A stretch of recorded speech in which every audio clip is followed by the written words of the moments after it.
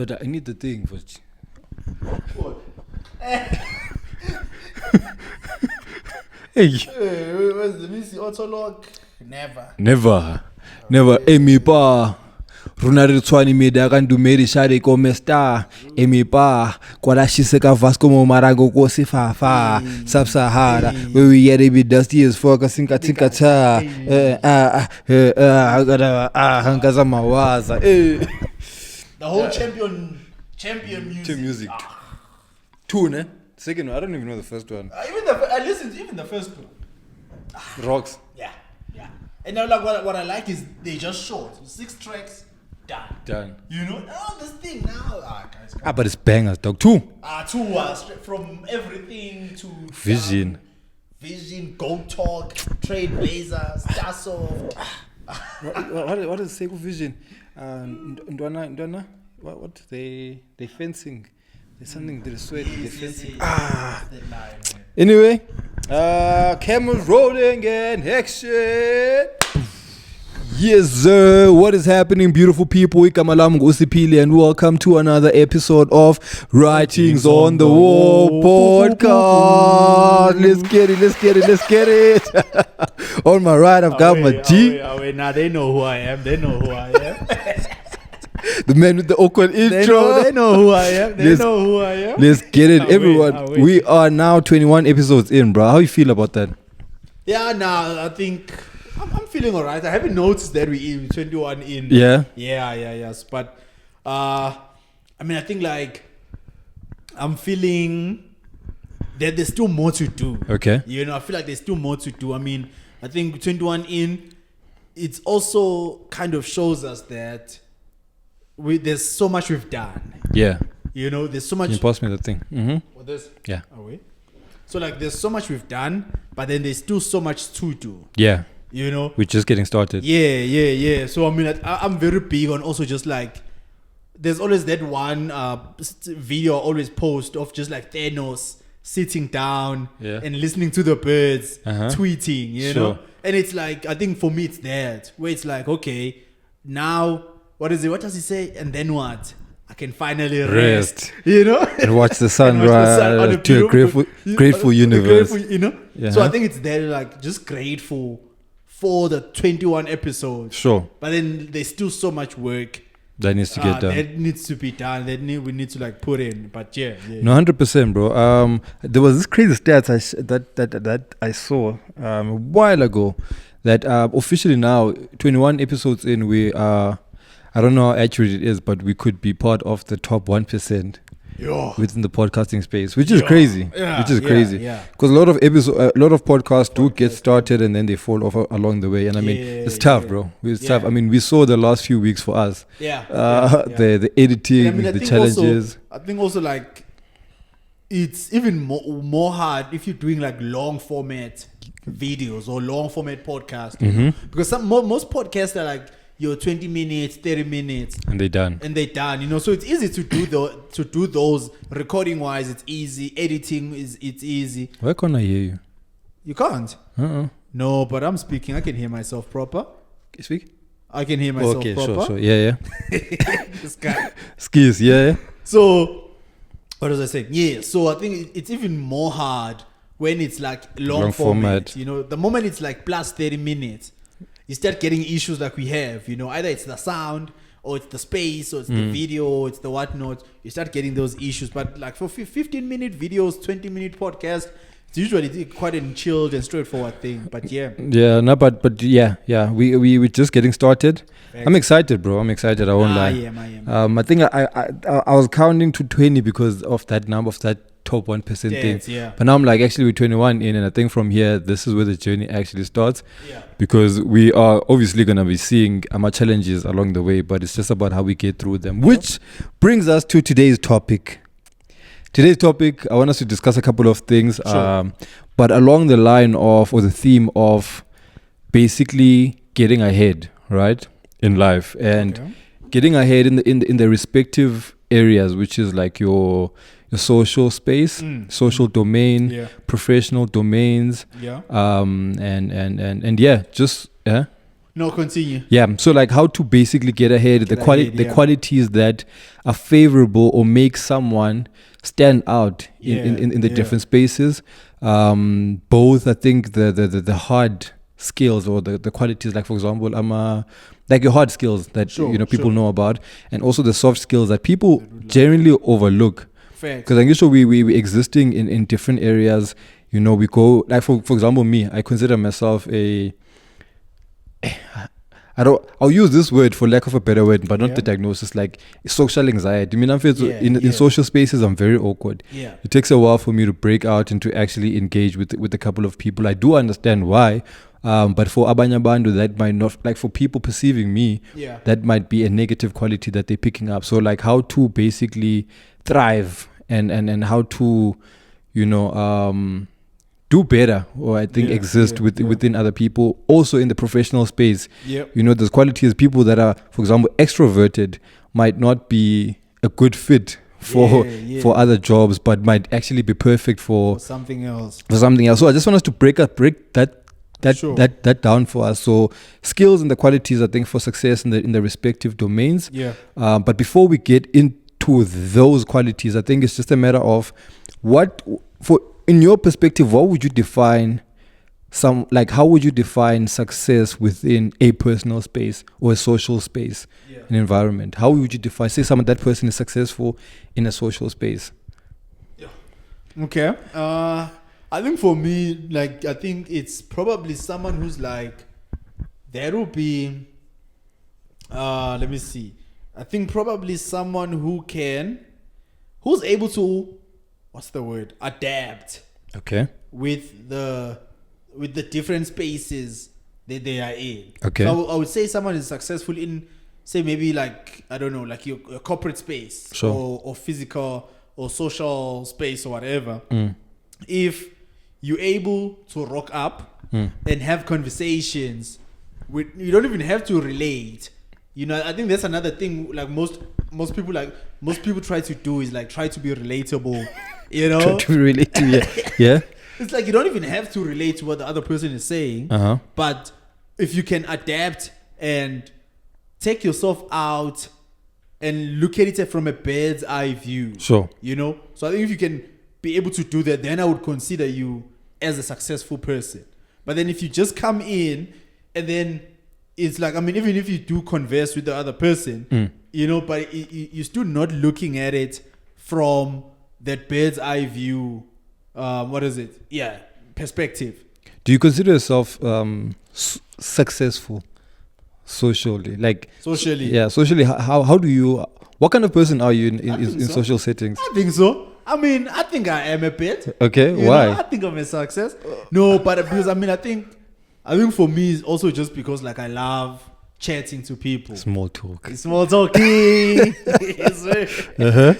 I think I just love chatting to people, man. And like I said, right, it's that thing of just chatting to people, not even to get something out of the conversation. Sure. You just pull up, you're good, away. Cool, bye.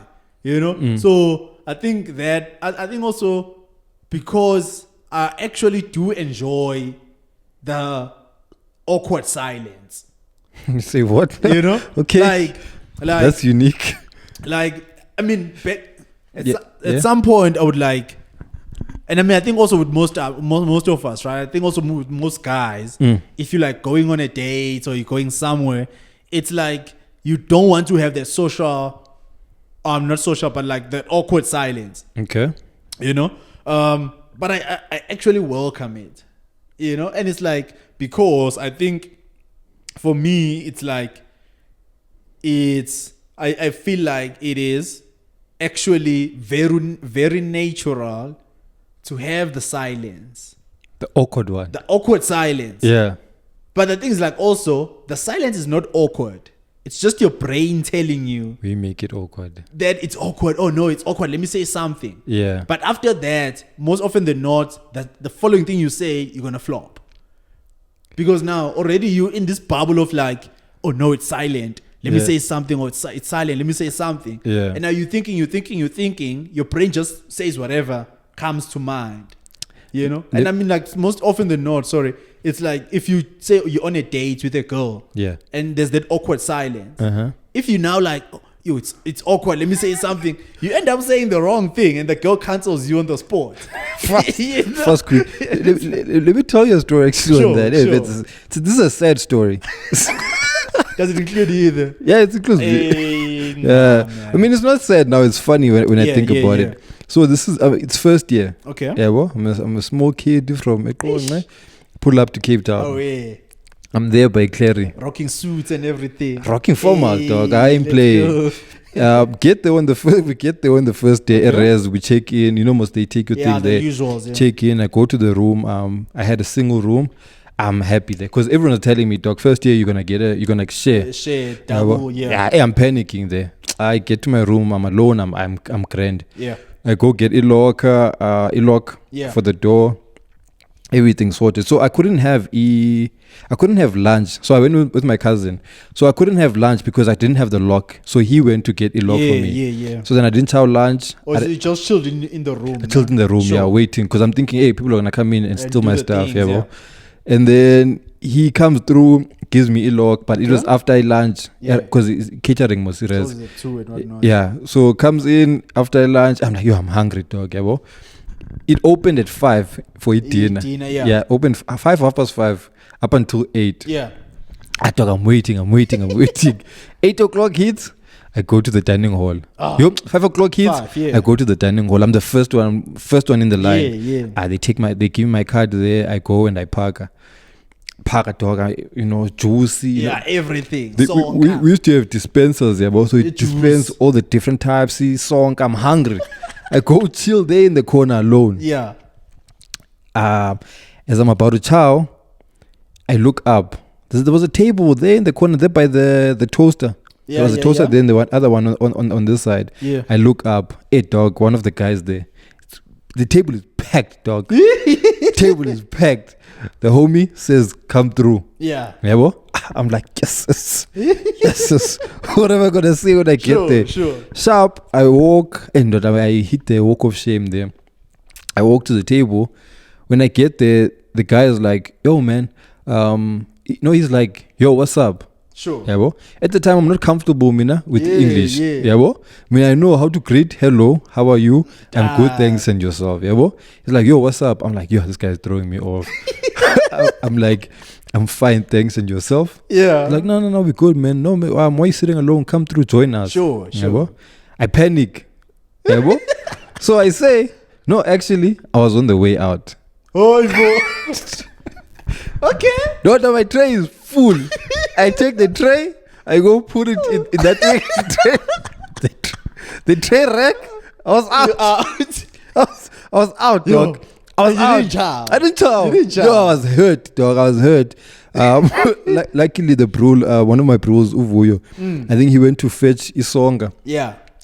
Because he greeted me like first moment we saw each other. It's like, yo, what's happening? So he went to get Isonga and he brought it. But in that moment, I panicked. Yeah. And I found to be like it's a common thing. Even like now, when you say that awkward silence, I don't like that awkward silence. The moment someone says something, I'm quick to respond. Yeah. And then I'll find myself saying, yes. Bruh. I shouldn't have been even simple. I shouldn't have said that. Or I should have taken a moment to actually digest what it is. A very common one is, how are you?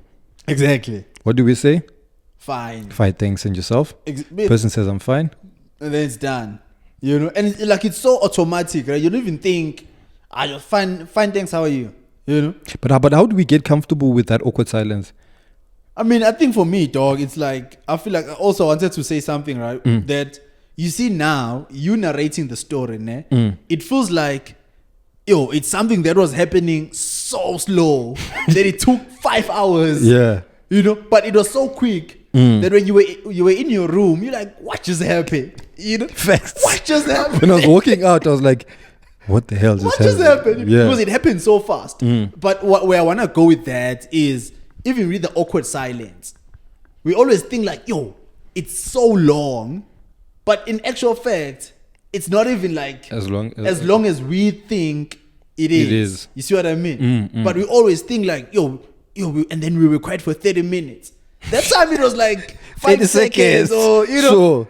and but now like your brain doesn't even feel it. Like your brain doesn't even feel it. Hey, now we're quiet.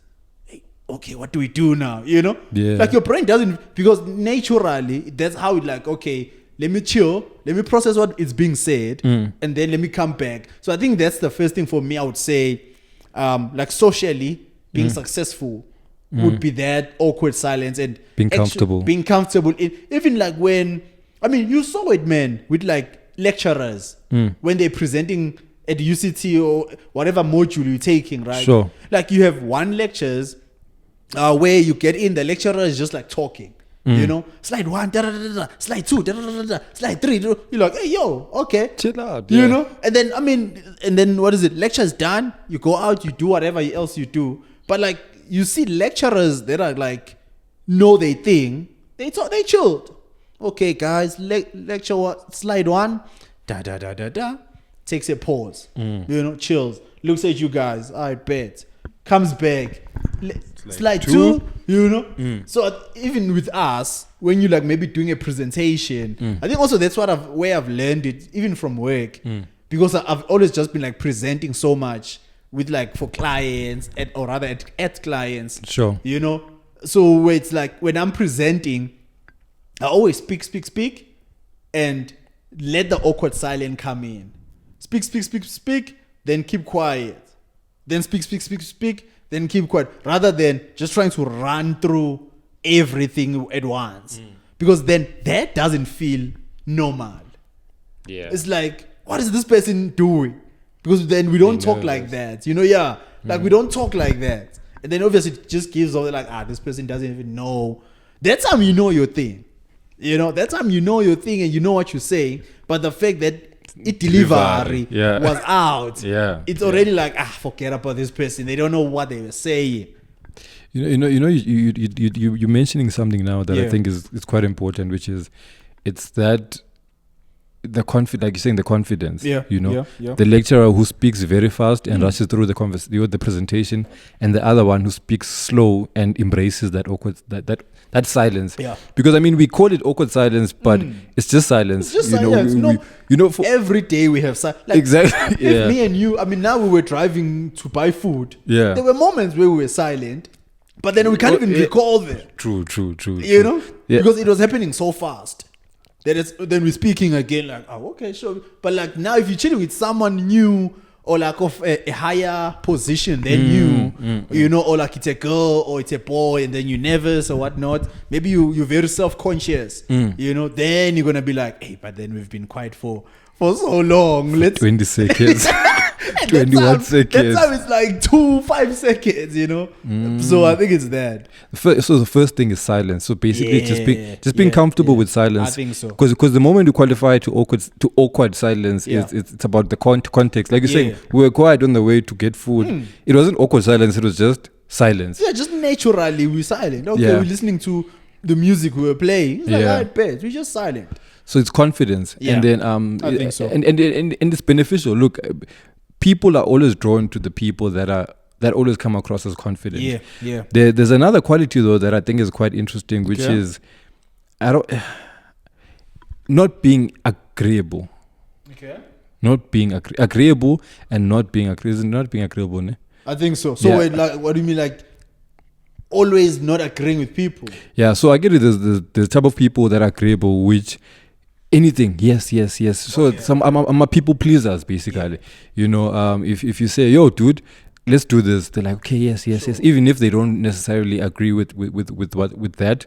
And then there's other characters which are just not agreeable. Yeah. Anything they find a reason. Stop.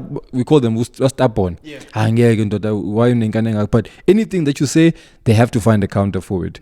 Which one do you find to be more effective at, or you know, in social spaces? Nah, man. I feel like, I think both don't work. Like, you don't want to be like 100% one or 100% the other. Okay. I feel like you just want to be maybe, not 50-50, also maybe 70-30 or 60-40 agreeable. 70 agreeable. Yeah, I'd say more agreeable just because and also, just because like for you to be successful, you actually do need a community of people to agree with you and you to agree with them. Okay. For you, because like now, if I'm 100% not always disagreeing, you know, then people are gonna start noticing. Actually, that guy, everything we're saying, he's just like, it's like, what's happening with you? You know, Yeah. like everything we're saying, hope is just disagreeing. Sure. You know, so I think people are gonna catch on that. But the other one also is true, that you don't wanna always now be agreeing, because people also don't like that. You know, like if someone pulls up with an idea, at first they're gonna be like, okay, simple way. Let's say maybe I'm like, Mina, let's buy toppers. Sure. You know, we're like, when away. Let's go. Let's go. Yeah. Tomorrow I'm like, let's buy KFC. We're like, away. Following day I'm like, let's buy. We're like, away. Yeah. I'm like, man, this guy. Sure. Something is not the one with this guy. What's happening with this guy? You know. But also, every day I'm like, let's buy toppers. You're like, no. Tomorrow I'm like, let's buy KFC. You're like, no. The other day I'm like, okay, let's buy McDonald's. You're like, no. Yeah. You know, I'm like, man. So I think that's why I'm saying you actually do need a combination of that. And hence I'm saying you want to be more agreeable than disagreeable. You know what I mean? Because then I think that's as human beings, that's just how communities are built. Yeah. To say, okay, me and you, we agree, bet. Let's do this. If we agree on something, okay, away, let's go forward. Yeah, and that element of being relatable, but not too like you're not trying hard. If I think, like you're saying, if you're 100% agreeable, it's like this one is just trying to be. I think it's he just wants to be related. Everything, sure. yes. But I think it's actually I found this to be quite. Like you're saying, nobody wants someone who is totally disagreeable. Nobody likes someone who is totally agreeable. But I found that it's actually quite an interesting thing where people, like when you say people don't like people that are agreeable, there's people that thrive off of individuals that are agreeable. Yeah. Like if Umundu is agreeable, they take advantage of that. Yeah. Because they identify. So they want yes men. Yeah, exactly. Or about yes men. They want someone who's going to be like, yes. And they thrive off it because anything that they do come up with, when you jump. You jump. If they say jump, then, you know, they have to say how high. Yeah. And I think it's quite important, I think, even in social settings or relationships, for people to understand who is around you. Yeah. You know, your friends, who is the disagreeable one, who is the agreeable one, and who is the one that thrives off of being or individuals that are thingy, that are agreeable, because there's also the type that thrive, that like individuals who are disagreeable. Yeah. You know the ones, dog, you try to strike not even a debate, a conversation. Let's go have KFC. Hi, but listen, listen, the nutritional value that lies in the chicken. You're like, dog, I just want to chow. I just want to have KFC. I just want to chow. Yeah, and the balance is difficult to obtain, bro. It is. I think so. It's difficult to obtain. I think, dog, it also depends, right, on like just because now we're talking about being successful in social settings, right? So I think I feel like then it's very important also to be able to just gauge where everyone is actually going, you know, because also like I think in as much as what is it? It's like, okay, let's say for instance there's like 10 of us. If there's 10 of us and then 9 people are like, let's go get KFC, and the one is like, no, I don't want KFC. Okay. You know, so in that situation, you just have to be agreeable. You know, so hence I'm saying context. Yeah, you know. But then also like maybe in a situation like a relationship, you know, it's like, okay, cool. There's 2 people, both of you guys are in a relationship, you love each other and whatnot. In as much as you want to be agreeable, that's where I think also a balance is important. You know? Because then like if your girl is like, come to wherever, pick me up. Sharp. You know? Away, I'm there. Let's go. Hamilton style. You know? I'm there. It's like, and then all of a sudden she's like, no, what is it? I want this, you know? So I think she's obviously going to just get bored of you. Yeah. But then at the same time also, if she's like, come pick me up, you're like, no. She's like, I want this. You're like, no. It's like, it's okay, a problem. Let's try this. You're like, no. Then also it's a problem. So I think also it depends on the setting and where we are.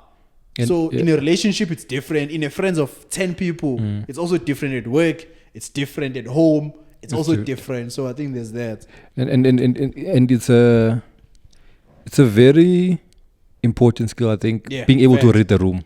Exactly. Yeah, being able to read also the room. Also for success. Yeah, that's another thing. Being able to read the room to say, okay, maybe, yes, I don't agree with UKFC, sure, but this is not the time. This is not the time to disagree, you know. Because I mean, we did speak about, I think in the episode with Adrian also touched on the fact that people aren't able to think for themselves. Where you find everyone is just a yes man. We're just following wherever the crowd goes. But I've also just found personally, you know, for myself, being that person who is always thinking outside of the box or who thinks different from everyone in the room, you become a very strange character that nobody wants to interact with. That's what I'm saying. And it closes some rooms for you. People like, this one. I'm shying aside though. And now everyone is going to is achieving a level of success. And then you there with your things. And so basically being able to read the room. I think also like it ties nicely to like the awkwardness or the silence, right? To say, okay, right now, let me be silent. You know, right now, let me actually be silent. Okay, right now, let me speak. And I think also in reading the room, I think if me and you are having a conversation or you're having a conversation with whoever, if you actually have a skill in being able to read the room, you then should be able to start a conversation about anything in the room. Ooh. You get me?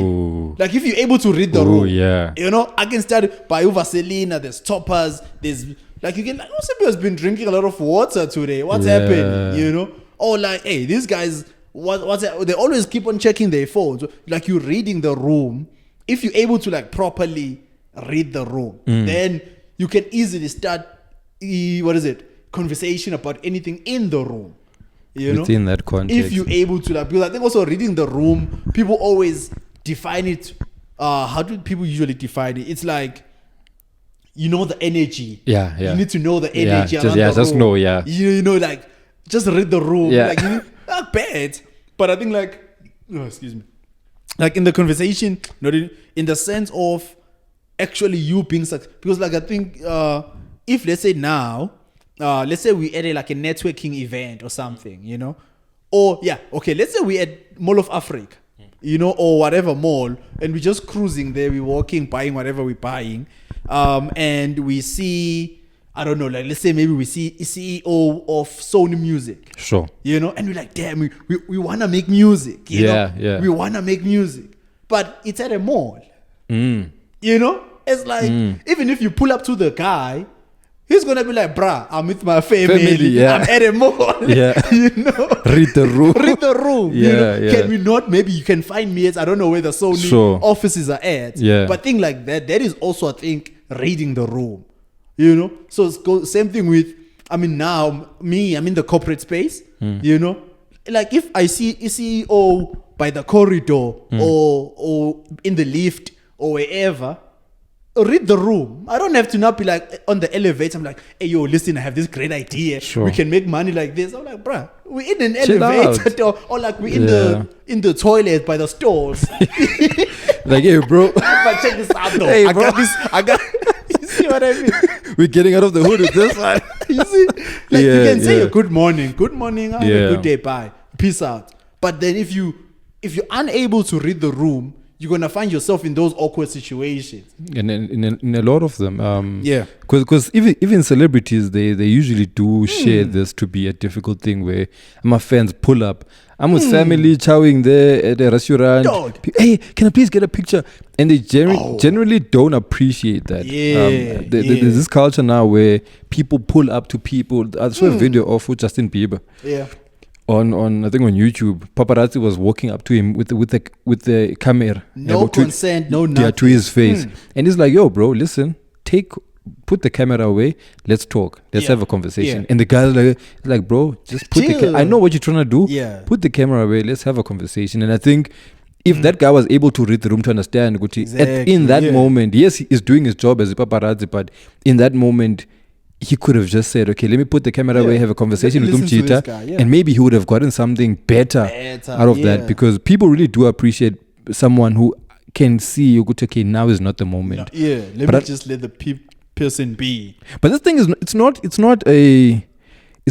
you would think it's a common trait or quality to have. No, it's not. That are people, homies, for example, homies catch unnecessary L's sometimes because they're unable to read the room. You see, woke up, you're like, hey, like you might find that you have a chance with a baddie, but then because you're unable to read the room, dog, you catch an L. You see? So I think it's that thing where it's like, dog, if you're able to just read the room, you already like way ahead of so many people, you know.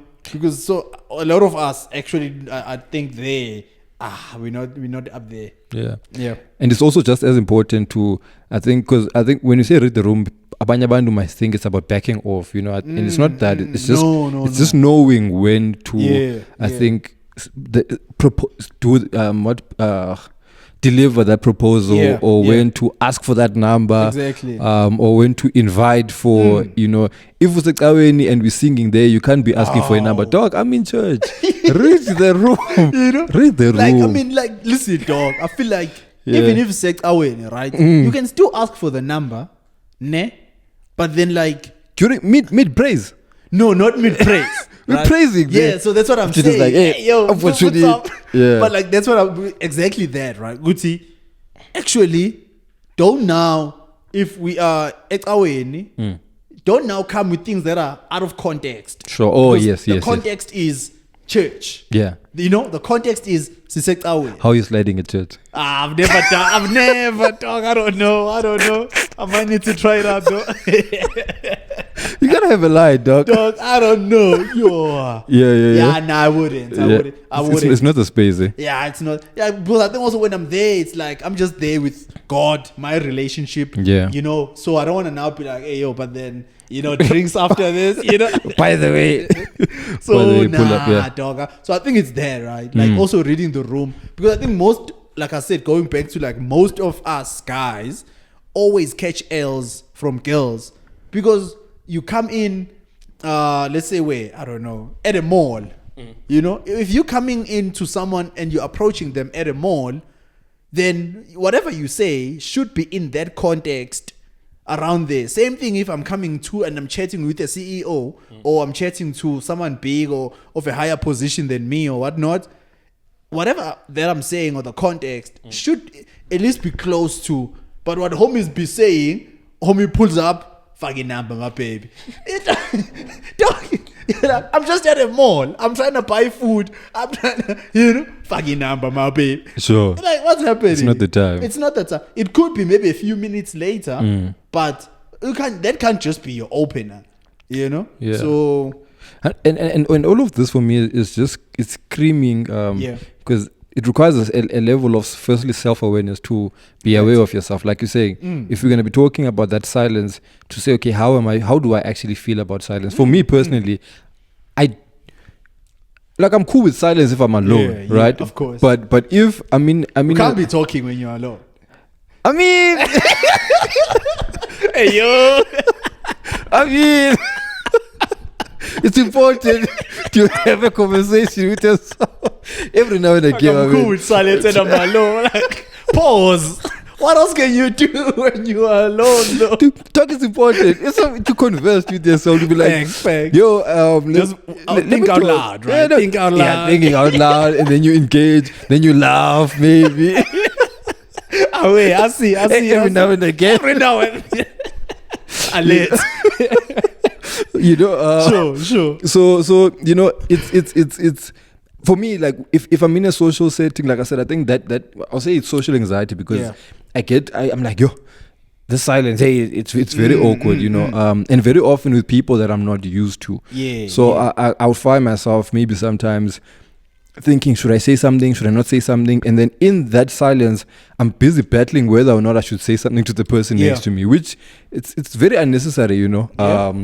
So it's basically, like I said, it requires that level of self-awareness to say, how do I actually feel about silence? What kind of a person am I? Am I an agreeable person, or am I a disagreeable person? And in the different contexts that I exist in, what do people perceive me as? Am I known as that guy who's always opposing, or am I known as, if we ask Osipile, he's going to be considered a yes man? Back to the thing of yes men. As creative, you don't want yes man. We have a podcast. You know, if everyone is watching, it's like yes, every episode, yes, there's no criticism that comes through. You're just like, I'm gonna stop asking for advice from this person. You know, so it requires a certain level of intelligence. And I saw this other video on TikTok saying the way that sometimes intelligence comes across is through humor. The people that are funny, people perceive that as intelligent. Is it okay? What do I think is that? What do you think? Do you like when someone is like, how? I don't know. They were just saying that, you know, Abandu who have wit and they can make those comebacks and make the room laugh, they consider to be more intelligent. I think so. Right. I think so. But now there's those guys, you know, who's that guy? That streamer. The one we just friends. Oh, Kai. We just friends. What did they say? Don't hate on Kai. I'm not hating on him. I'm just saying. When he had with Tyler. Because now he was shooting his shot. He's the funny guy. You know, he's like always laughing and what. So in his case, some people get turned off by the fact that he is always laughing and is unserious. So now, how do we balance? But you see, I think continue. No, go. Okay, but like I'm saying, because he was trying to slide in, right? But it was out of context, though. Couldn't read the room.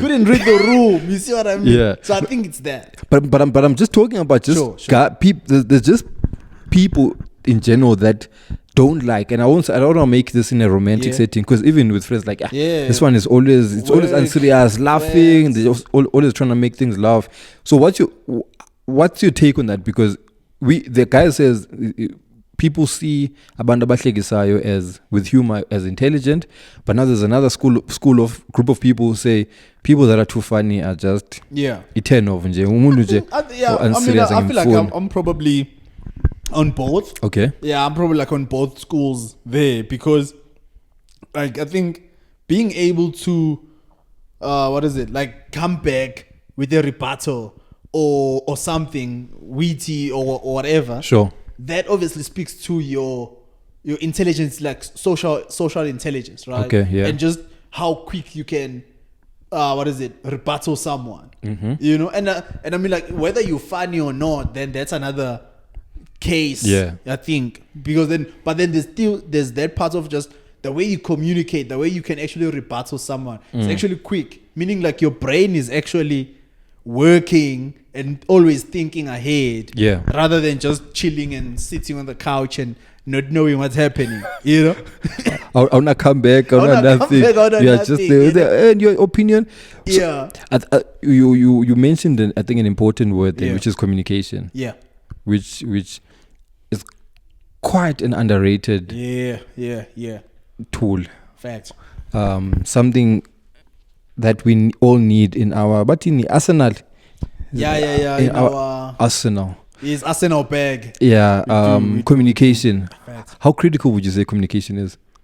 Hey, for success, I think it's huge, man. Sure. Yeah, I think it's huge for success, because, like, dog, I think, what is it? Because, like, I feel like what we've said, right? Like, if you're an anxious person, then it's gonna affect it. Sure. You know, if you are very self-conscious, then it's gonna affect it. You know, I think also with the communication, there was another quote where they were like, communication is, I forgot the percentages, but it's body language and the tone and what you're saying. Oh yes. You know, but I think majority of it is body language. Exactly. And then the tone. 15% is what we actually like. What we actually say. What you actually say is so small. You know. So I think, hence I'm saying communication is actually very important, and even just for success, it's actually quite important. Again, I'll go back to the example of homies trying to slide in, not DMs, because that's another thing. But like, just like, in a conversation, sliding in, trying to approach a girl at a mall or whatever. first thing, it's your body language. Sure. You know, and then and that's that thing. Like with the body language, it's not something you just naturally are. It's you actually learn body language. That's why you see when you see. I was watching another documentary of like some ex-CIA agents. Sure. And they can tell you like how this person, are they lying, are they not, just from their body language. Okay. Having not said or heard anything, you know.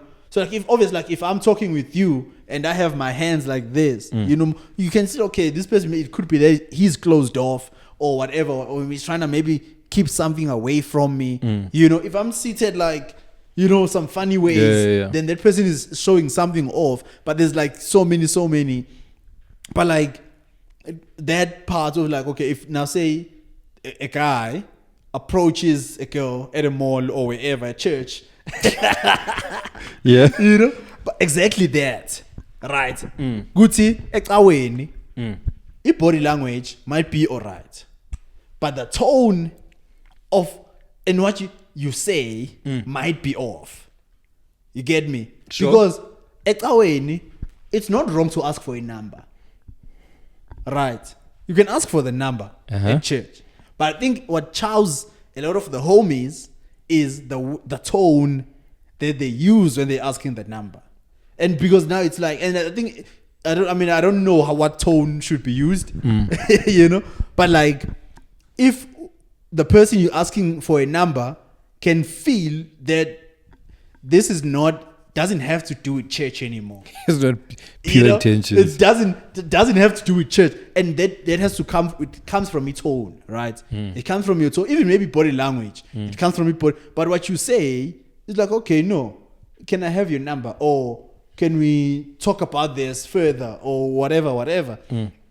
But what you say is okay. But the tone, the person might see it's this one it's not the just one. wants me, you know, in these funny ways. So I think it's that.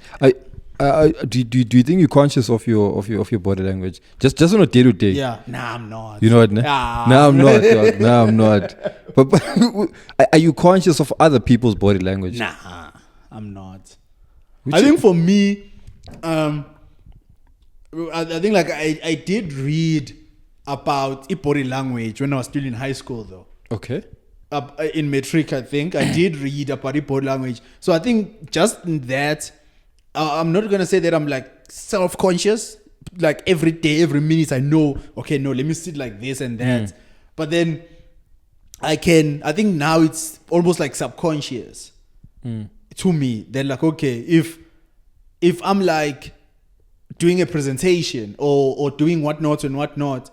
If you're doing a presentation or you're talking, you want to be open, you know, because then the audience is like, okay, cool, this is a chill guy, actually, you know, like he's just talking. That's why a lot of speakers, when they speak, they use their hands because you don't want to have your hands in your pockets. That one, bro. You see? Shots fired, my boy. You see what I mean? But the thing is, like, you don't even notice it. But continue. I'm very conscious of that thing, bro. You know, like the thing, and I've seen, especially being this side. Yeah.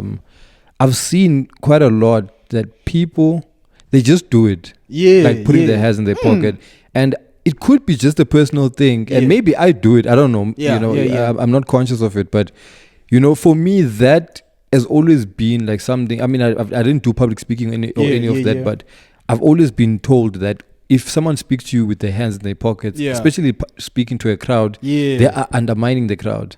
Okay. I've never heard that one. Yeah, like, like people who speak like with their hands in their pockets. But like, you always see like, Mark Zuckerberg, they do that. Is it? Yo, like those guys are always just, even like at those Apple and conferences and whatnot. And maybe it's a subconscious thing of undermining the crowd. Like literally, I don't know where I got this from, but like if someone speaks with their hands in the thing, it disturbs me. I don't know why. And maybe, like I said, if I do it, like I would really like for people just to like make me conscious of it. Like point it out. Like if I'm delivering a speech or a presentation, the one thing I try not to do is put my hands in my pocket. You know, I could obviously do this depending, you know, of what conversation or what topic that I'm discussing, but giving it a talk and putting my hands in my pocket, bro, it's the first thing I pick up. I'm like, hands in their pockets. Yeah. But then I never really talk about it after, so I guess it's not that big of a deal, but it's those small things. And as you're saying, I'm not conscious of my body language. I think it's a lot more tough to be conscious of your own body language. Yeah, it is. But I think something that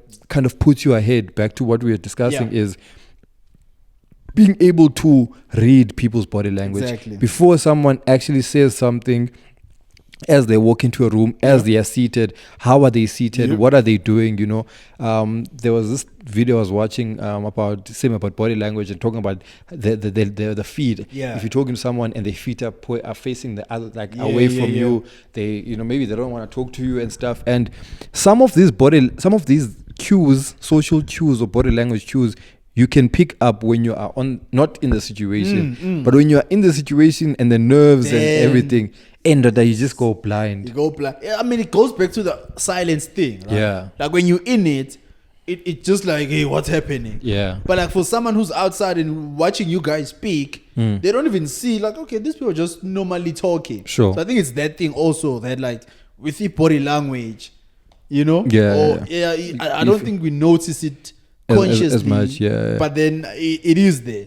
Yeah, and being able to effectively communicate, I think it's like back to what I was saying. It's one of the most underrated skills, and it alleviates so much, man. Like if you're able to express yourself, like this is how I feel. You know, in relationships, for example, if you are able to express accurately what you are feeling in a way that is not, one, condescending, and two, it is not harmful to the person next to you, you are able to get through so much. You know, effectively, you are able to resolve conflict. Because abanye abantu don't speak up because they are conflict averse. They don't like the conflict. The idea of like back to that being agreeable thing where the idea of us having a different opinion and this makes them cringe, and so they don't communicate. Might as well agree. Yeah, let me just agree. Keep it moving. You don't communicate what I have. So I think maybe learning how to effectively communicate and navigating the different situations, either with conflict or you agree with someone, puts you literally a couple of steps ahead. Yeah, I think so. Yeah. I mean, I think also like,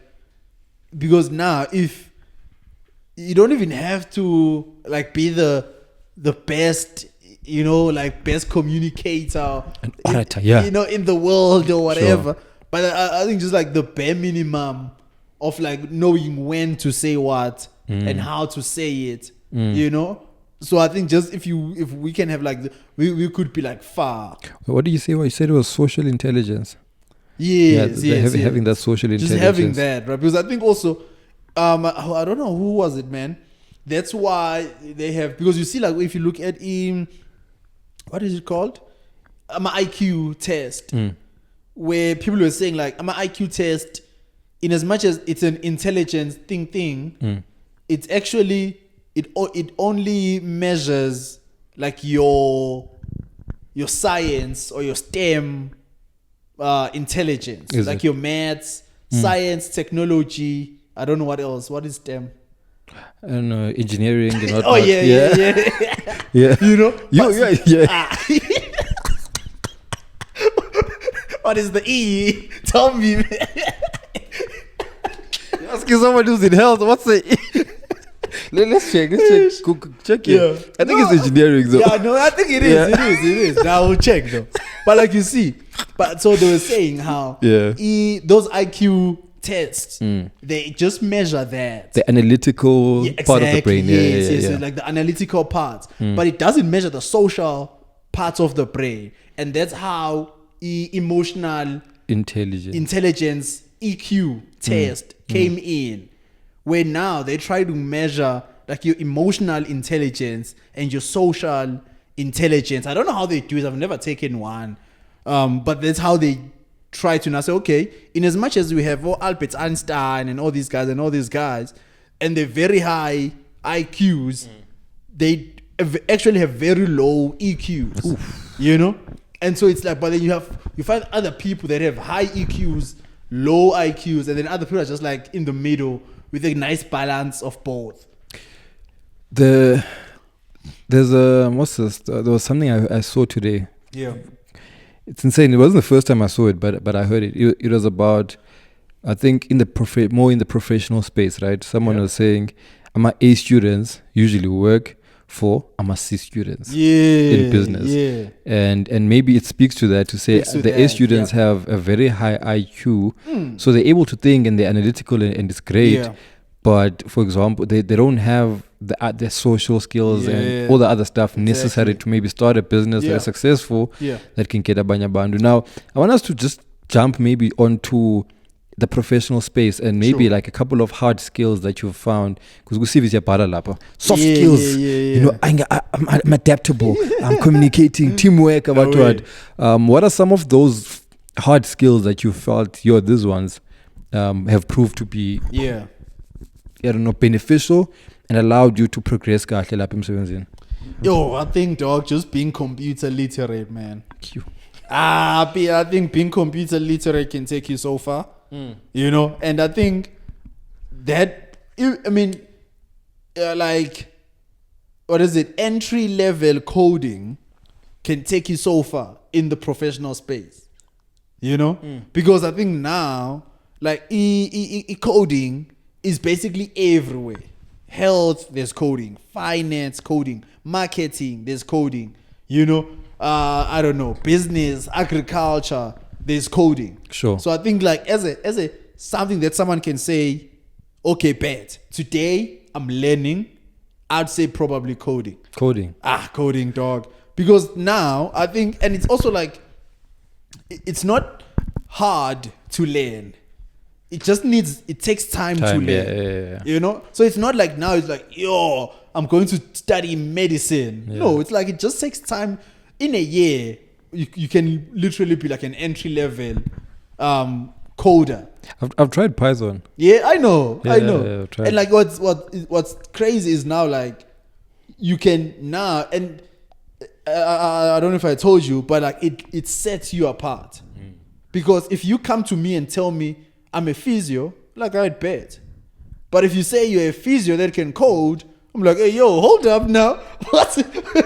which combination is this? Let's have a conversation. You know? Which combination is this? You know, like, if I come to you and I'm like, I'm a chemical engineer, you're like, I bet. But the moment I'm like, I can also code, you're like, hey, yo, hold up now. I need you. You know? So I think it's that, and it's everything. If you're telling me you like, you do digital marketing, okay, bet. You've learned the theory, you know what is marketing, and but the moment you like, I can also code, you're like, hey, actually now this guy's cooking. Now you're talking, This guy's actually cooking now, you know? So I think it's like, if you say you're a doctor and then you're like, I can also code, you're like, hey, this person is not just a doctor, you know? Can code. He can also code. You know? So I think, because I think now we also like in a nice time, because those skills are very in need everywhere. You know, like every job you go to, they trying to move away from like your Excel things. They're trying to move more into like an automated world, you know. And I mean, now you even have AI coming in. Sure. So even learning is becoming way easier now, because you have all these AI platforms. I mean, if you have an issue, if you're having an issue with your learning, or you're like, hey, I don't know what's happening here, you can easily ask AI, you know? So hence I'm saying it just takes time to learn. But if you have it, man, it just, like, even in your CV, you know, like in your CV, if you're thinking hard skills, you're like, okay, cool, you put all your hard skills, and you're like competent in Python, or like competent in HTML or C++ or Java or whatever you find that's like, I mean, Python is like obviously the first and most basic you can like start, and if you like it, then you can branch out, you know. And if you just easily, you can say, okay, bet, if you know Python already, because you can do so much with just that one. Yeah, with Python. You know, so hence I'm leaning more. Also, I was telling another homie, it was like, it's the same thing with like how back in the days when like our old lady were applying, if they said, I know how to create an Excel spreadsheet. Yeah, Microsoft. It's like, hey, yo, Yeah. this person is cooking. Yeah. You see, like if you could open a laptop back in the days and open a Word document, Yeah. bruh, you're hired Yeah. on the spot. Yeah. So I think it's that. But now it has just become like It's more, evolved. It is evolved over time where it's like, okay, almost, I don't know, let's say maybe 80%, 60% of the population can easily open a laptop, can open a Word document. No one has to think About that. about that. But the moment you like Python, then it goes down to even 20-40% of people that can actually do that. You know, the moment you say Maybe even less. Eh? even less, Yeah, even maybe far less, less, yeah. You know, the moment you add other things in there, your HTML, your C++, you're obviously getting more and more. Maybe some you'll never even use in your life or in the workspace. You know, but like you even become way more rare and desirable to employers. Yeah. So I think for me, I'd probably go with that. Yeah, the one that jumps on top of my mind is it's funny because I mean we live in an age of, like you're saying, artificial intelligence, but I think in quite a lot of jobs that where people don't utilize the AI, you know, writing. It's such a basic thing, right? But writing, you know, the ability to put, like, I don't want to say copywriting, but being able to write. You know, to be able to write a paragraph, being able to write and put together a document, is still quite an important and a crucial skill, you know, because a lot of people don't know how to write reports. I'm in health, so maybe that's also why I'll speak about writing. But we have to put together reports for patients and stuff, and you can't really, I mean, AI might assist. I don't know, maybe there's something out there for AI, but a lot of it comes from your observations, your assessments and stuff, and you have to write and type things out. And I found it to be very, very, very, very effective too. If you can write a dope report and communicate everything you need there, you are able to actually get your message across, and you are able to get the things you need a lot quicker, you know. And also the one you mentioned, being computer literate. Hey, bro. It's too much. And I mean, now it's obviously a lot more broad than like you're saying. Back then, it was just about if you can open what word. You know, there's these memes going around saying, at home, I just disconnected the Wi-Fi and I put it, I unplugged and plugged it, and it was working, and I was a genius.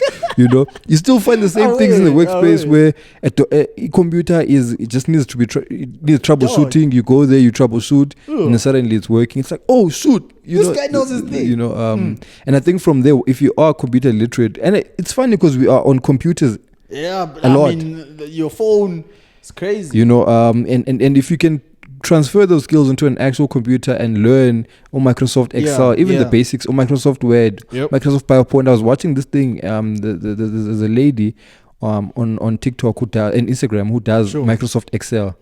Bro, I have never seen Excel used in that way. I'm like, they taking data, they are organizing, they're doing that, and it's still quite a foreign concept for people who are so advanced, or you think are so advanced, which is what I was saying, you know, with Lashandes, we talked about saying 20%. I'm like, it's probably far less. For coding, it's probably far less because you still have Excel. We still have the basic stuff that people still we underutilize. And also presenting skills is a hard skill. It's a hard skill. It is a hard skill. How crucial is it in your industry, in the corporate space? I mean, I think the writing one, for me, is not very that much important. Okay. I think I last wrote something like maybe in varsity or something. That isn't code. Yeah, that is like Word document typing. Yeah. I last wrote because for me, my work is more like graphs and visuals and maybe a few. Actually, I do writing because I mean, I think like if I'm doing graphs, then I need to explain the graph below, so it's not like a 10-page document, but just the paragraph, like you said, right? Yeah, just being able to write in a way that someone who doesn't know what's happening can read and be like, okay, I see what's happening. Sorry, no, not to cut you. It's and it's just coming back to me now that you're mentioning that. Something I've been experiencing on Microsoft, not on Microsoft, Microsoft on Word. Yeah. Recently. I don't know if it's an update or what. Yeah. Bro, you write something and it will show the blue thing. Yeah. You click on, that blue line under. The line, yeah. When it's red, it means it's a wrong spelling. Yeah. Or the word doesn't exist in the dictionary. And then it shows the blue line. One, yeah. Either if you have 2 commas or 2 spaces or whatever, then you click and it will say there, this text is in a passive what word? Okay. Bro, it's been driving me mad. It's been driving me mad. Bro, it's been driving me. But I think it also just speaks to how comfortable we've become with texting, because when you're texting on WhatsApp, you just text however. It's informal language, hey man, how is it going? There's no punctuation, there's nothing. Don't care, but when you actually have to put together a document, you need to consider punctuation, you need to consider the tone, that's formal writing. That's formal writing, and we don't have it. Like, I'll write something and I'm like, it will say passively, and maybe someone can explain to me what I still don't get it now. I get what that passive thing, the passive thing is. But we've lost that ability to put together a document and write e-comprehension where there's commas and full stop and true. What do you need full stop? They don't call it a full stop. They call it a. Forgot. What is it there's called? Like a proper name for it, man. Yeah, whatever. I get you. Yeah. And then. So those are the hard skills. I think. I mean, there's still quite a few more that. There's quite a lot. Now, in terms of I think one of the last few points. In terms of a mindset, Okay. We were touching now on EQ and the IQ. There's people that are. For example, coding. Yeah. I'll use coding. Shame. I'm not taking shots at coders. People that are, coding, you don't really have to engage with people. Yeah, there's a lot. Your job entails you to be good and excellent in what you're doing, right? So what approaches would, like, if someone is like, yo, bro, I'm great at coding. Yeah. And this is the skill that I have to offer to the company. Yeah. Yet I'm struggling to break through because I'm unable to work in a team, in a team setting, or within a team. For you, like, teamwork. Yeah. Firstly, how would you define like a teamwork in your thingy, and also how crucial is it if you are just, for example, let's say if you're doing coding, and I don't have to be the social bubble. You can person. Just like do your own thing, do my own thing. Submit your results. Have you found those people to be successful? No, they're not. Because I think it goes back to like that A students working for C students, I think you said. Mm-hmm. So I think it goes back to that. That like, if you are really good at coding, because actually being a manager, or I was seeing someone, how they were saying, so they were clowning on like the cabinet, right? The SA cabinet. They're like, oh no, man, this looks like it's whack. These people don't know anything, and like all the people there. I'm like, and they were showing like some have matrix, some have like only grade 11, some have PhDs, and so forth. So I'm like, okay, cool. And then someone was explaining it on the article. It's like, if you, as a leader, you actually don't need to know to be an expert in that field, So like, if me today, Sirius like, hey, yo, boy, you now a minister of sports. Sure. I don't need to know sports, and now all of a sudden, like, you see what I mean? Or like, if they say maybe I'm a minister of health, I don't even need to be a doctor. Sure. For me to be a minister of health, I just need to know how to connect people. So I think. But now, why I'm saying this is because those people are not your A+ students. Like in the article, they were the grades. Like some of them, matric, and that's the only thing they have. You're like, hey, yo. And they're going to be leading a team with people masters and you see what I mean? PhDs. They're going to be leading us because we're working for them indirectly or directly. So it's like those people get to lead because of the communication, networking, whatnot, maybe Kohli there and there. You know, I don't know about that. you know, they So, get to lead though. yeah. I mean, even you see, because of the communication we've spoken about, Yeah. because of all the other things that actually push Umuntu up to being successful. So why I'm saying this is because I want to tie it to again. Let's go back to the people that do code, where it's like, if you actually are like someone who codes, but you don't have those skills to link up people, you know, and no, it's okay. No, actually, who else is good in this? Okay, Usimpu is good in this. Oh no, this person is good in this. This one is good in this. Okay, cool. Let's actually, you know. Yeah. But then if someone comes in the team and they know that then they can't do that, Bona, all of a sudden they're gonna be your manager. And when you chill there, and that's what happens in corporate, right? Where it's like, but then I've been working here for 10 years. I've been writing models. I've been doing apps. You know, for 10 years. But I'm not getting ahead. All of a sudden, Intuana with 3 years of experience is my manager. It's like, cool. Sure, they are your manager, and it's not even that they don't know your code. Maybe they don't even know. They don't even need to know the code. But what they need to know is like, okay, if Usi has done with the code, who do I need? Okay, now I need to CPU. If Usimpu has seen that code, who do I need? Okay, now I need this person. You know, and all of those things are what we've been talking about. And that's what's been actually frustrating. Who's this now? On the mic. Hey yo, pause. On the mic. Throw them on the mic. And that's what's been frustrating a lot of us. Facts. I think we're just watching everything that's happening, and that's probably where that energy of attacking ministers, you guys just only have a great ten is coming from, because it's a thing of they used to say education is key. Yeah. But it seems like they've changed the locks, because now that we have a master, suddenly they're not as valuable. And you don't see yourself climbing up the corporate ladder or a career. You don't see the growth, because when you are focused a lot more on the technical stuff, and you find that Abandu that can deal with people, that can lead a team, and you know, can understand the concept of things, not necessarily the skill, but the concept of things, and put together Abandu are the ones that are getting ahead, which can be frustrating. It could be, because let's say if you are an introverted person who says, I mean, I don't know, I'm not good with people, you find yourself falling behind Ubanban, who is just taking a proper course on leadership stuff, and I think that's something. Leadership, communication, mental health, you're done.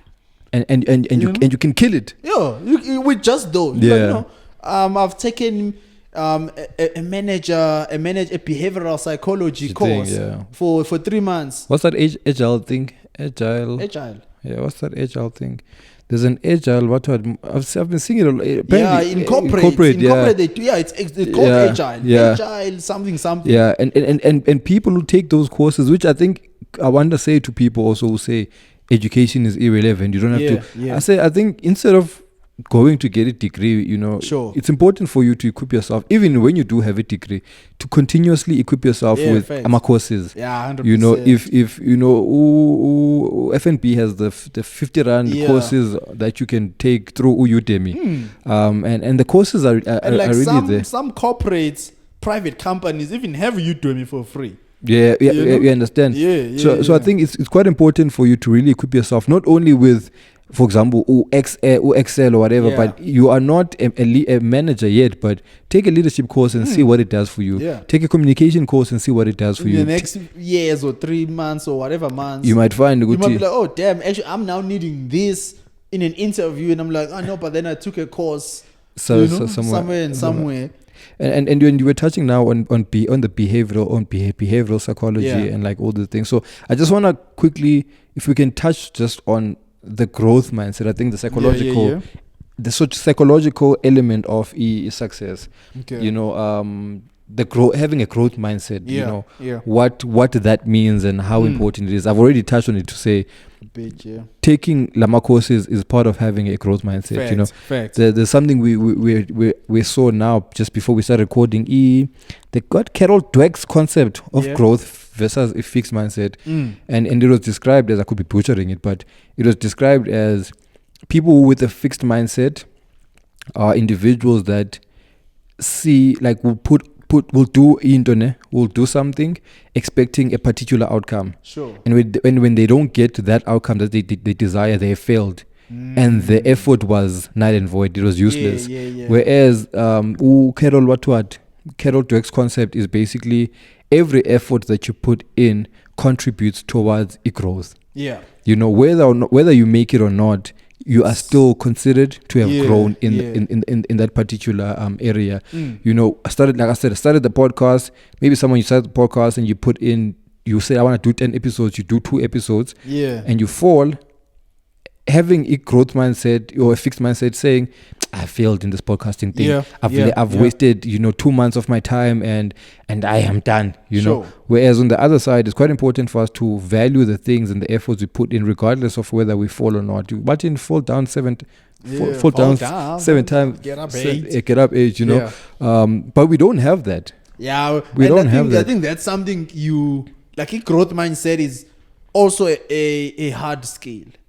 It's also a hard skill that you develop over time. Okay. You know, like you don't just get born and you have a growth mindset. But I think maybe you can. I think it also just comes back to where we grew up, actually, and how you grew up. Sure. You know, because so that. But I mean, I think accepting like anything as growth is very hard.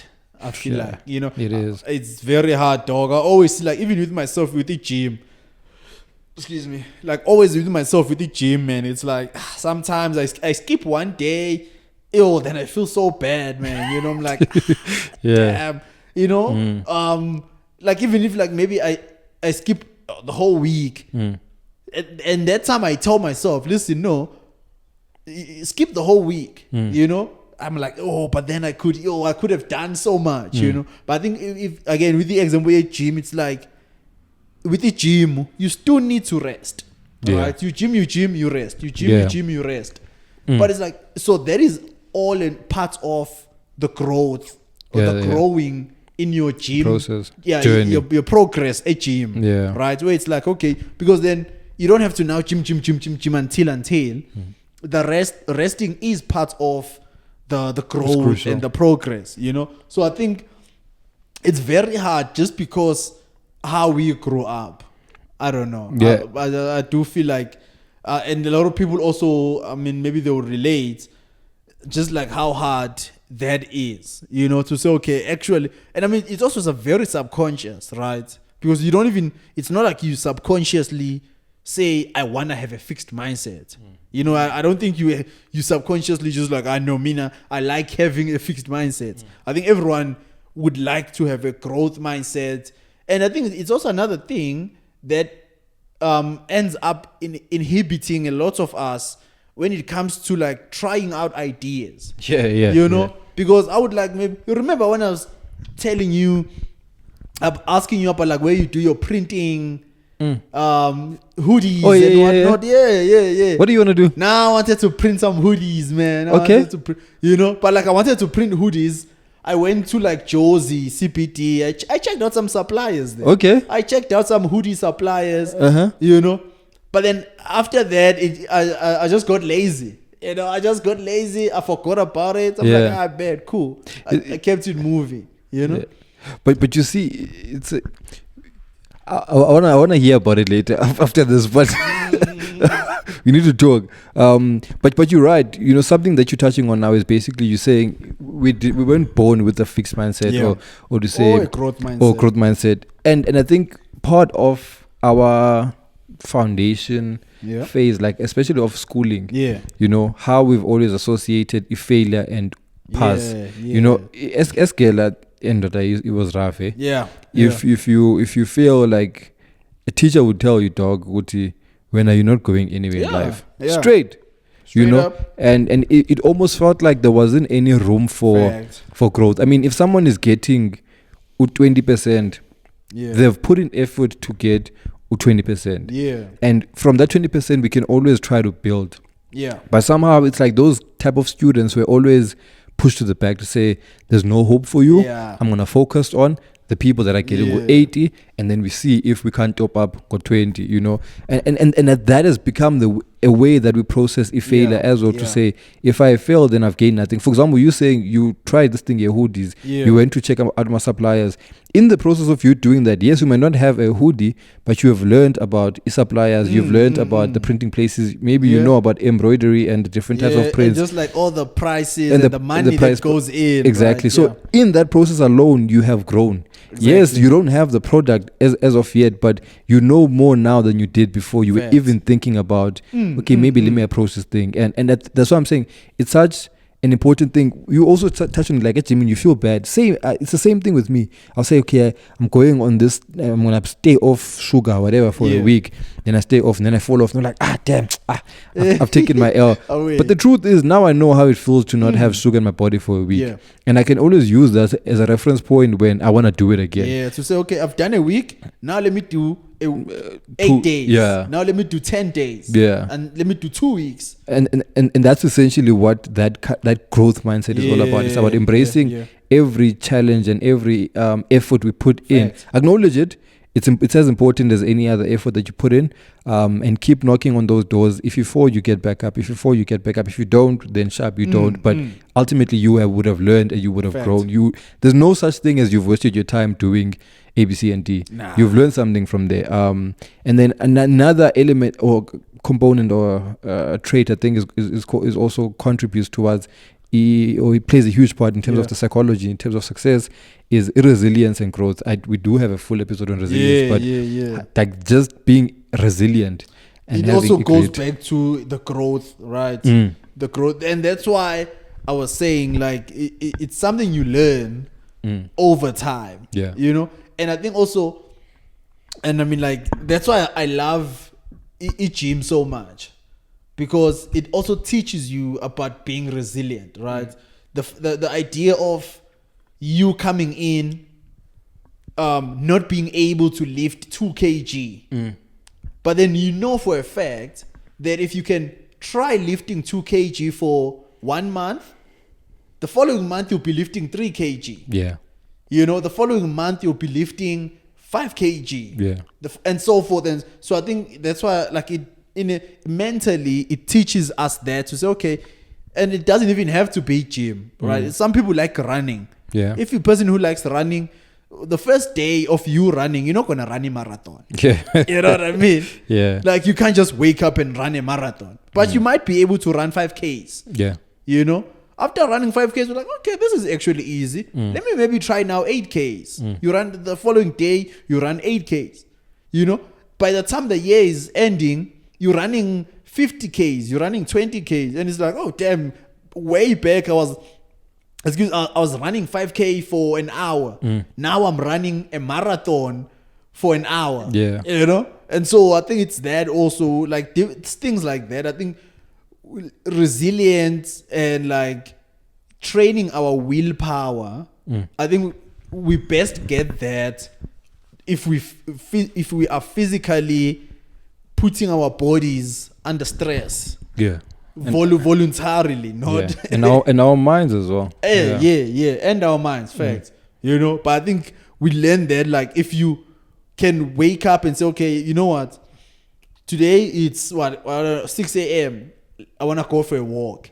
Every day I want to go for a walk. You know, then every day you know that, like, that's something you do. You know, so making your bed, for instance, you know, some people go the whole day without making their bed. It doesn't even click with actually something's up. You know, what's happening here? You know, but if you can, like, because I mean, if you say, okay, the moment I wake up, I brush my teeth, I make my bed. That's resilient, because then there's gonna be days where you have to rush somewhere, but you're like, wait up, I need to brush my teeth. I need to make my bed. You see, that's when I think it comes in, and it just translates nicely to like other things in life also. Yeah, and all of those things, like you're saying, those small wins that you make at the gym, not giving up at the gym just because you couldn't lift that 2 kgs, also builds into that self-confidence. I think how Moses says,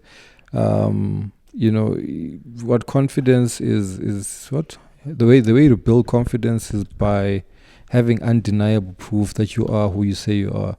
So basically, if you do stuff, no one can, for example, no one can take away the fact that you did go to look for the suppliers. You did do it. It's a W. You did do it. Like I can't, even if I say you never start on your idea, say, bro, I actually did go to look at the suppliers. I do know the prices. No one can take that away from you. Whereas sometimes we like to base our confidence and our and measure our self-efficacy on external stuff. On the goal and the end product, I think. Yes, and also stuff that we don't have, like for exactly the end product, and also people's ideas of us. I'm confident if people are telling me, yo, Nona, you are the one. If I make a song and everyone is like, yo, thumbs up, then I'm confident. Whereas it's very important to base it on yourself and also the evidence. If you listen to a song and you say, bro, here I wrote, here on this beat I was sliding, killing it. No one can tell me otherwise. On this presentation I know I'm 100% prepared on this one. I've put in the effort and I've done everything to the things that I wanted to do. I've done correctly. Whether people in the crowd receive it or not is not my problem. Fact. But I know Minoguti, I was able to carry out this presentation at 98% capacity or at 100% capacity, and that's what. If you have that self-confidence and you say, this is how I'm going to fuel this confidence of mine, it's not from, no, don't I am, it's from the hoodie.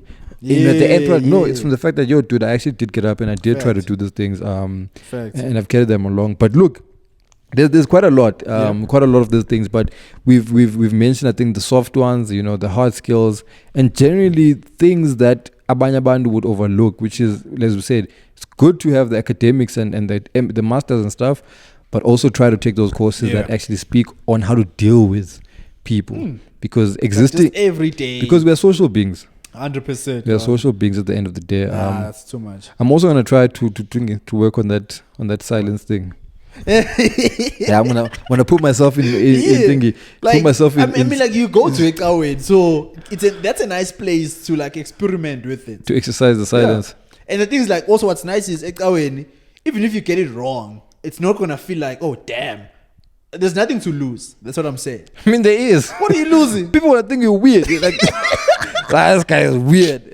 Like, he just pulls up, he stands next to you, and then he waits, he makes things. Oh, you're like, what's going on? No, but like I'm saying, start a conversation. Don't now pull up there as like a creep or something. Be a weird guy. Start a conversation. Talk. And actually, I was watching another thing on YouTube. They were saying, excuse me. So they were saying like how actually another thing is because we always trying to speak, but we're not listening. And I think also why I say I like the silence is it gives you time to listen to the other person. So like if I ask you a question and be like, okay, what's your name? Before you even finish, I'm like, where do you stay? Yeah, I'm already thinking of the next thing. Exactly. I'm like, what's your name? You tell me Usi, but then I heard that, but then I didn't hear it in my brain. I'm already thinking, okay, where do you stay? Oh no, I stay. Where did you go for school? So I'm just having the conversation on my own. You see what I mean? Yeah, I'm reciting the practice thing. Yeah. But if I'm like, okay, where do you stay? Then I just keep quiet, And then because what they were saying is like, one of the psychologists, they were like, let the person speak, and they finish speaking, ne? Once they are done speaking, say to them, tell me more. Ne? Tell me more. So now if you say when let's say, I don't know, where you from, right? I say, no, I'm from Santon, and I'm like, tell me more. Just that, it's to the other person is like, what do you mean tell me more? But I'm like, no, tell me more about Santon. Yeah. You see what I mean? And that opens and shit. Yeah, of course, for the conversation. Of what could getting happen. To know the person, you see yeah. what I mean? Because it also goes away from your typical, hey, how are you? Where do you stay? How old are you? Like your interview type questions. It takes away from that. But the fact, if you just say, oh, I'm like, no, I work in health. Tell me more. Tell me more about what? No, tell me more about health. Yeah. You see what I mean? And then already you're like, damn, okay, this person is actually interested in me. They want to know about health. Then you start rambling, right? No health. I'm like, hey, yo, chill. I didn't mean that. Yeah. So I think it's that where like, but people are always trying to think about the next question. People are always thinking about the next question, and it feels like an interview. Yeah, more than it does a conversation. So to everyone listening there, this guy is the king of small talk. The king of small talk, the king of small talk. Let's go. So I think literally it's more about being present.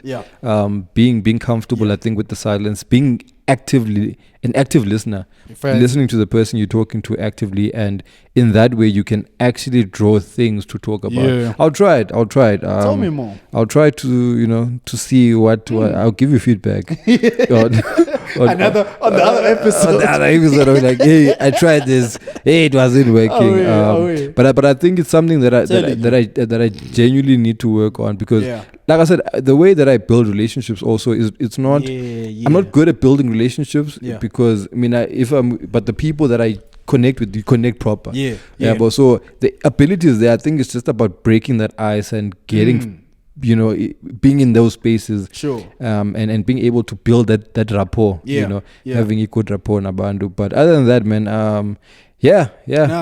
proper. Anything in addition? Nah, man. I mean, I think if one thing I just feel like saying is like, when you like, I was listening to another episode of David Goggins, and I'm a huge fan.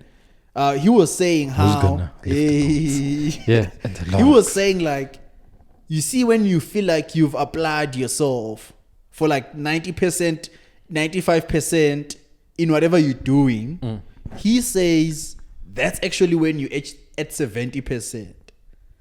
Sheesh, okay. So, and I mean, like for him, he runs like your ultra marathons. So that's like 200 kilometers throughout the whole week. So imagine running from Sunday to Sunday. You're just running, And I mean, you rest in between, like 15-minute rest. But he runs like, and he was saying, actually, every time he feels like he's at his peak, at like, now I'm giving my 90%, he tells himself, you're still at 70. So I remember like with myself, excuse me, like when I started, sometimes I jog on the treadmill, sometimes I jog outside. And like, that feeling when you like, you can taste your blood, ne? And he says you still at 70. You haven't done anything, my boy. Hey yo, Goggins, hey yo.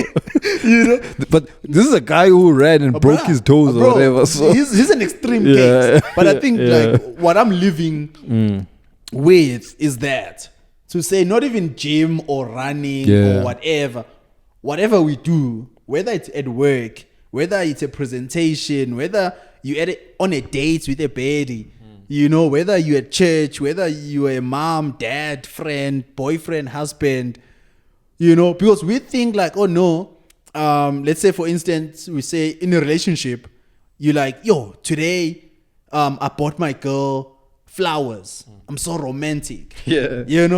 But in actual fact, you still on 70. You could still do more. You see what I mean? So it's that to say you can. But for us, we sometimes judge ourselves to say, I bought you flowers though. Yeah. But to her, it's like, bruh, that was like 30%. You just bought flowers. You could have. You just ran 2 kilometers. You see, so that's what I'm leaving the people with, man. You guys have more than you think. Facts. There's more to you than you think. Our biggest fear is not that we are inadequate. It is that we are powerful beyond measure. It is not our darkness or something that frightened us, but it is our light that sparks in the dark. Yeah. My brother, Nah, man. appreciate it. Dope episodes. Let's check it again. We'll see you in the next episode. Peace.